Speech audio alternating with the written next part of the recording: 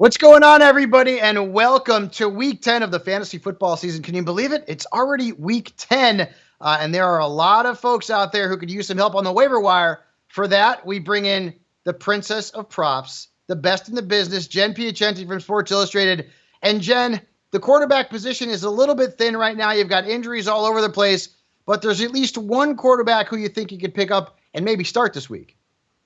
Yeah, and that quarterback is Joshua Dobbs, who had a very impressive debut with the Minnesota Vikings. Despite not even knowing his teammates' names, he led them to a game-winning drive and the victory on Sunday.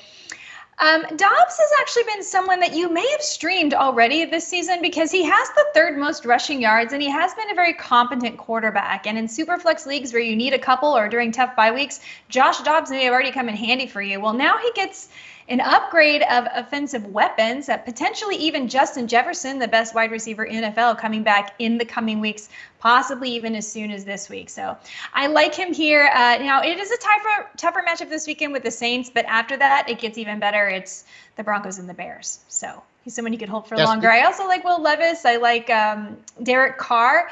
And, of course, Kyler Murray's still out there in like 70% of leagues. And Russell Wilson's also a free agent since Denver's coming off a bye. A lot of people dropped him. So if you're looking for a quarterback, he could be out there. Will Levis has a great matchup this week, by the way, against the Buccaneers. Moving on to running back, it is paper thin in most competitive leagues. But we've got one running back who I actually mentioned in my early waiver wire column a few weeks ago who finally popped.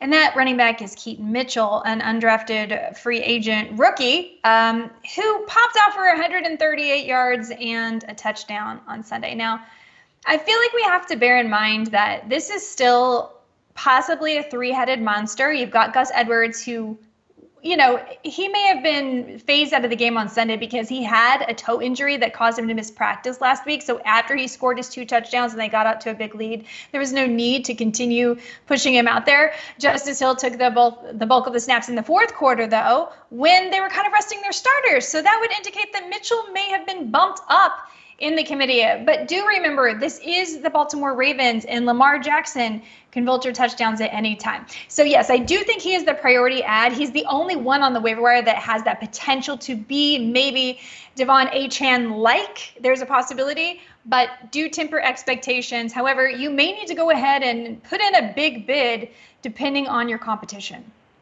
And they've got Cleveland this week, which is not a great matchup, but certainly still worth an add.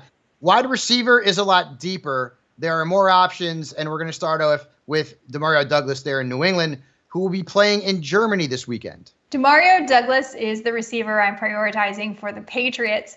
We know now that Kendrick Bourne is done for the season, and Douglas has seen 14 targets across the past 2 weeks. He also leads all Patriots wide receivers with 140 yards after the catch. So Douglas is the guy I'm prioritizing there. I also really like Michael Wilson in Arizona. He's starting opposite Hollywood Brown, and he's probably been dropped because last week you couldn't play him because of a shoulder injury, plus there's been bye weeks, etc. And now we could get Kyler Murray back as his quarterback. So Michael Wilson is a nice add as well. Tank Dell popped, and I couldn't believe it, but he was available in more than 50% of Yahoo leagues. So go out and get him. Wow. And then Quentin Johnson also could play a bigger role for the Chargers moving forward without Joshua Palmer. Finally, tight end. Dallas Goedert is going to miss some time, so people are going to need help at tight end. Luckily, Jen, we've got a few options out there. I'm looking at Cade Otton, who's pretty widely available. He's seen 22 targets across the past 2 games, and he had a career-best game with 70 yards and 2 touchdowns on Sunday versus the Texans. But it's not just that. It's also that his 192 routes are the 10th most at the position, and he has a top 5 schedule for the tight ends for the rest of the season. So I like Cade Otton as someone that you might be able to keep in there. I also like Jawan Johnson, Jonnu Smith, and of course, Taysom Hill. Luke Musgrave might also still be out there.